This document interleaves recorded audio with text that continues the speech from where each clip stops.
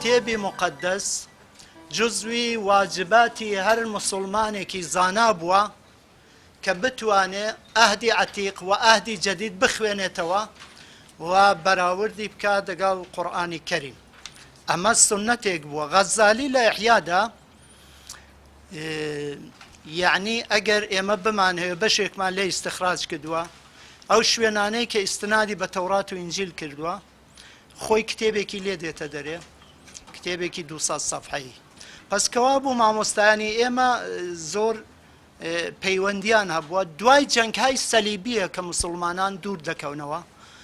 و لەو سنەتە باشەی خۆیان کە لە کۆندا بوویانە بۆ تەرویج و گوستەریشی دینی ئیسلام کە یەکێکیان ئەو حیوارەیە و یەکگرتوویی و نێزیکی لەگەڵ ئەهلی کتێب و هاوکاری علمی و فەرهەنگی لەگەڵ ئەهلی کتێب کە بەداخەوە ئەوە دوای جەنگهای سەلیبی ڕۆژ بە ڕۆژ زایفتر دەبێت. خودی غەزالیش ئەڵبەتە ئێمە ئاگامان لێ کتێبێکی بەنێوی ئەڕەد و جەمیل هەیە، ئەمما تەواوی مستەنەداتی غەزالی لە کتێبی ئەڕەد و جەمیلدا کتابی مقدسە، خصوصا ئەهدی جەدید وەختێک دەیەوێت نەقدی ئولوهیەتی حەزرەتی ئیسا بکات دەڵێ هەر بە ئیستنادی کتێبی ئینجیلی یوحەنا و مەتا و لوقا و ئەوانە بە ئیستنادی ئەوانە ئیسپاتی مەطلب دەکات. خۆ ئەوە یەک نوکتە. نوکتێکی دیکە ڕوحی ئەو حیوارە ئەخلاقە و سیرەیە و ڕەفتاری پێغەمبەر و درودی خوای لەسەر بێ. لەبەر خاتری ئەوەشە کە ئێمە بەڵگەمان یەکجار زۆرە بۆ ئەوی کە تەرویجی ئەو دینە زۆرتر لە تەریقی کەسانێک بووە کە هەڵگری عێرفان و تەسەووف بوون لە دنیای ئیسلامدا. ئێوە ئەوەتان لەبیر بێت عێرفان و تەسەووف ئەوە نییە کە ئیمڕۆ لە بازاری ئیمڕۆدا باوە یا لە بازاری 500 ساڵی ئەخیردا باو بووە، هەرچەند ئەو ڕۆحە بەردەوام بووە هاتووە، ئەمما ئێوە گە چاو لێ بکەن ئەو دینە وەختێک چۆتە ئەفریقایە، وەختێک چۆتە هیندوستان و ئاسیای مەرکەزی، وەختێک چۆتە کشمیری تا ئەندۆنێزی و مالێزی، هەمووی ساحەبانی تەریقە دەوکارایان کردووە. تەریق ئەو ساحەبیتە بۆچی ئەوەی دەڵێم لە بەخاتیەوەی کە ڕوحی ئیسلام لەسەر خوڵقە، لەسەر سیرەتە، لەسەر ئەخلاقە، ڕەفتارە. هەرچی ئەو ڕەفتارە ڕێک و پێکتر بێت ئەو ئیسلامە جوانتر تەرویج پەیدا دەکات. ساحەبانی عێرفان و تەسەووف کەسانێک بوون دڵێکی کراوەیان هەبووە، حیواری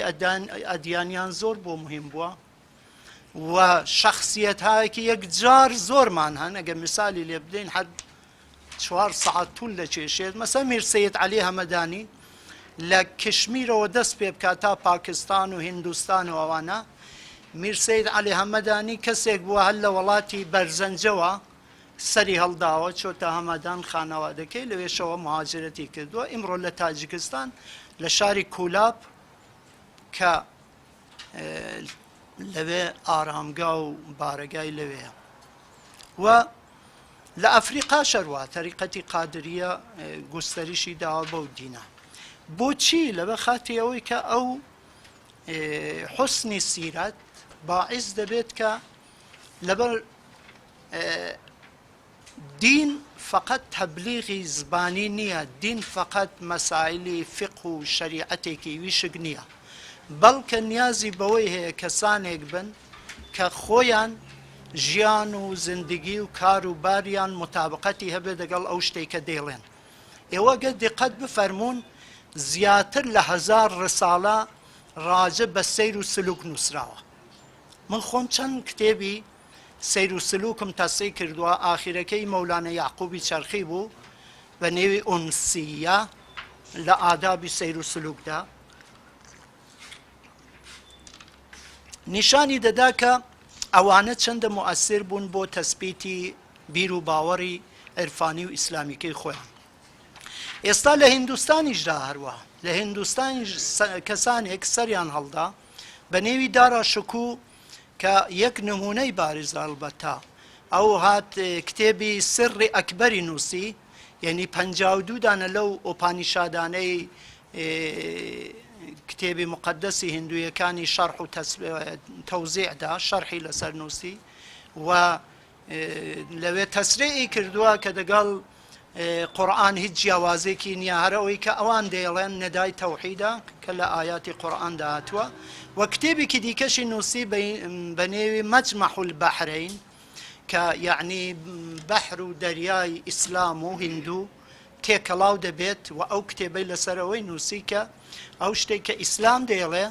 هەر ئەو شتەیە کە هیندوو دەیڵێ ئەو شتێک کە هیندوو دەیڵێ هەر ئەو شتەیە کە ئیسلام دەڵێ ئەوە لە مەوردی مەبانی نەزەریدایە مەقسەکەین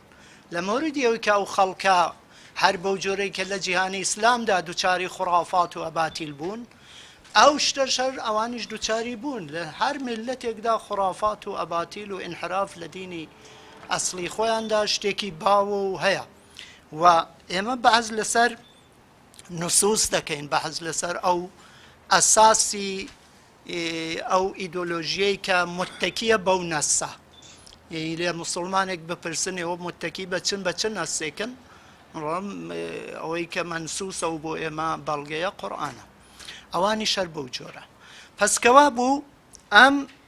شتە شتێکی ئەساسیە من هەمیشە بە عنوانی ڕوحی ئیسلام نێوی لێ دەبەم لە عیرفان و تەسەوف چون ئێوە چاو لەوەی مەکەن ئیمڕۆ شتەکە گۆڕدراوە ئێوە ئەگە چاو لێ بکەن حتا کەسانێک کە بە نێو سەلەفی مەشهورن لە گوزەشتەدا لە عولەمای گوزەشتەدا وەکو ئیمام ئیبن تەیمیە شاگردەکەی خۆی کتێبی منازل السائرینی کە ئەویش هەر لە سەیر و سلوکدایە لە مقاماتدایە هی خواجە عەبدوڵڵای ئەنساری شەرع دەکا بە نێوی مەدارج السالکین في شرع منازل السائرين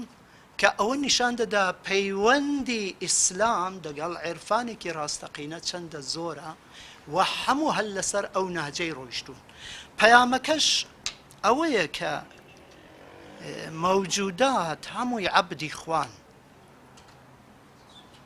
هەمووی عەبدی خوان هیچ کەس جیاوازی دەگەڵ کەسێکی دیکە نییە ئەوان هەموو مەخلوقاتی خوان و ناکرێ ئێوە مەرز بچێشن لەسەر ئەوە کە ئەو ئینسانانە بەردەم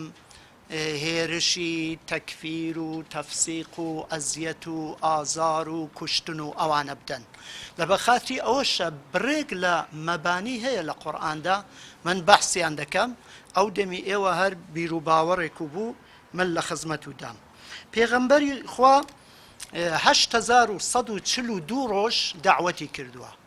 یعنی لەو ماوەی 8142 ڕۆژە هیچ وەخت شێبەرچەی فکری دینی و ئەخلاقی دەگەڵ ئەهلی کتێب و ئەوانە نەبووە هەمیشە ئەوان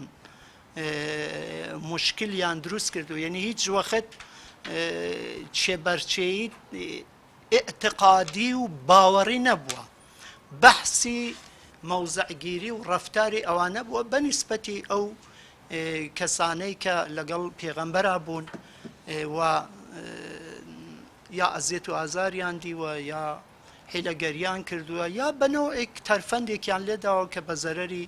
ئەو کۆمەڵگایەی تەواو بووە ئەو دەمی مەوزەعگیریەکیان کردە دەناز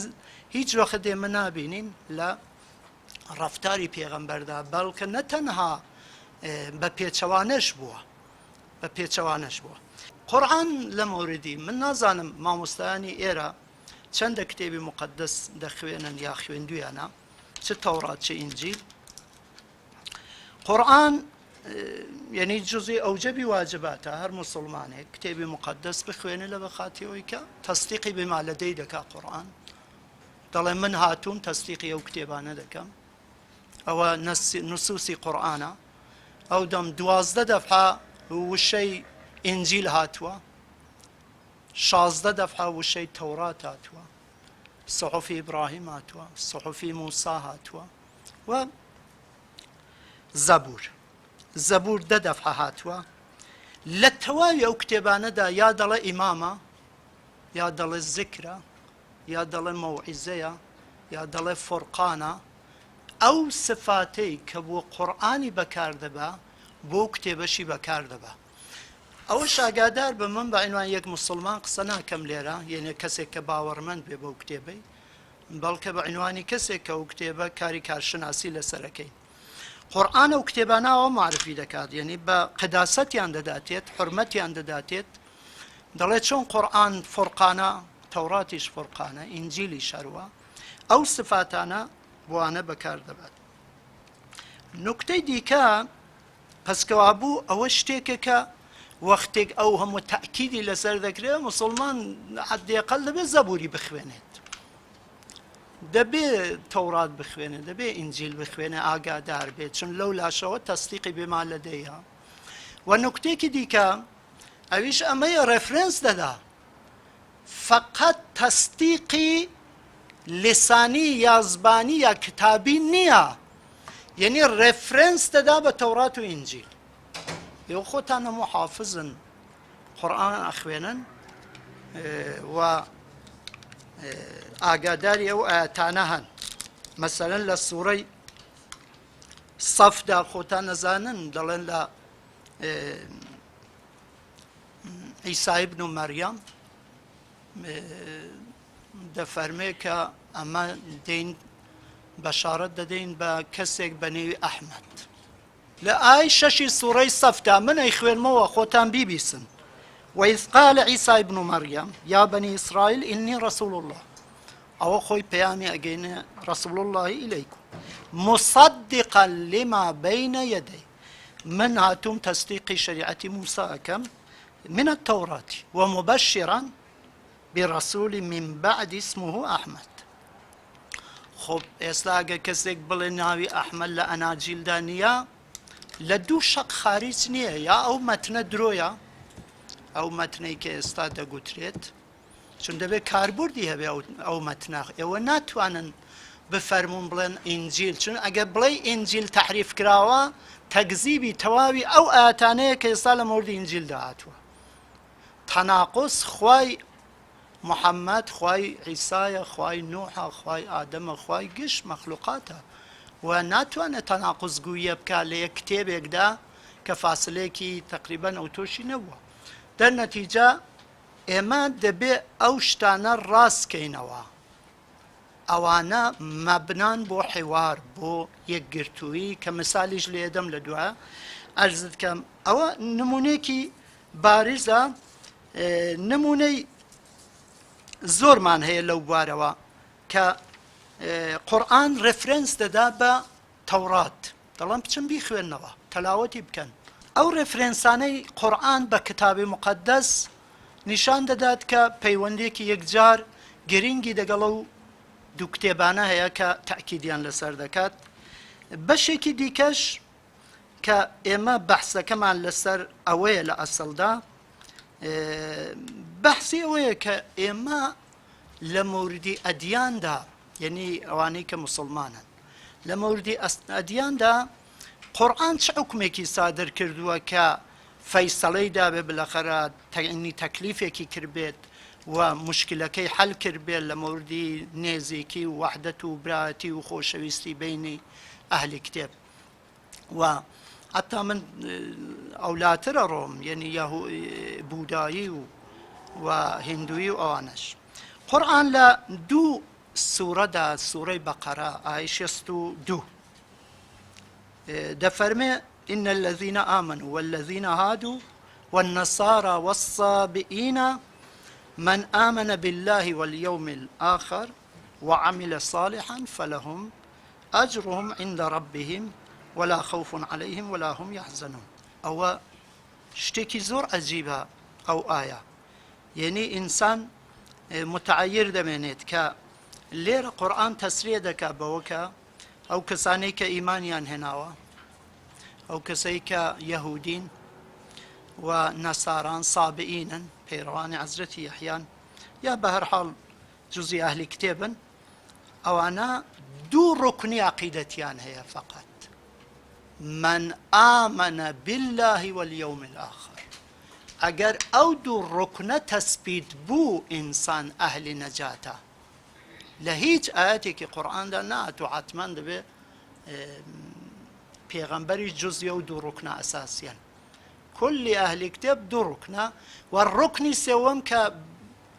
بەشی عەمەلی ژیانی هەر ئینسانێکی ئەهلی کتێبە بەحسی ئەوەیە کە ئینسان عملی ساڵحی هەبێ عملێکی شایستەی هەبێ کە ئەوە مطلقە هەموو ئەو نمونە باشانەی تاریخی بەشەریەت دەگرێتەوە کە خزمەتیان بە بەشەر کردووە و ئەوە نیشان دەدات کە ئەو ڕوکنانەی کە مایەی ئەساسن بۆەوەی کە ئێمە قەزاوەتی لەبارەدا بکەین پس کەوا بوو پس من ئامەنە بالله و یەوم الآخر ئەو مەعاد و تەوحیدە عەمەلی ساڵح ئەوە ئەجریان هەیە لە لای خۆ